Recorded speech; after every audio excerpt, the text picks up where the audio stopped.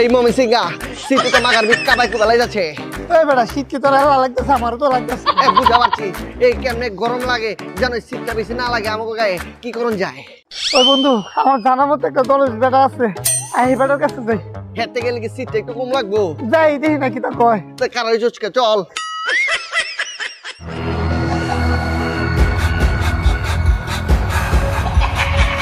বাবা উমায় আব্বা বাবা, যে ঠান্ডা ভাল লাগে না মনটা।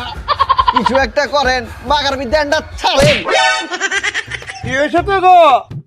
বাবা কইছি কি এই শীতকালে আমাকে বেশি ঠান্ডা লাগে, কম্বলের তলে ঠান্ডা লাগে, মনে করে খাটের তলে যে বই থাকলে এটাও ঠান্ডা লাগে, গরম তো লাগেই না।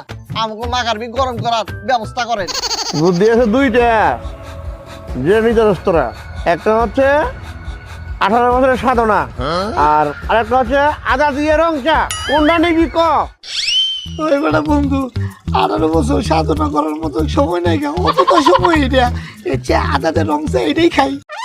আচ্ছা ঠিক আছে, 18 বছরের সাধনা করা পারবো না, আপনি আদা দেওয়ার রং চাই দেন। ঠিক আছে দিতেছি। তোরা যখন 18 বছরের সাধনা নিবি না, আদা দিয়ে রং চাই দিতেছি। মা সাধনা, মা সাধনা,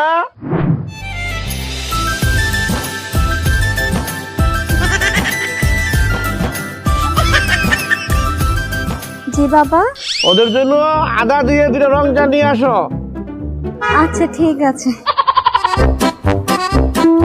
মাগার বি সুন্দর পর তুমি সিকে তলে সাধনা পাইলাম না তোরে।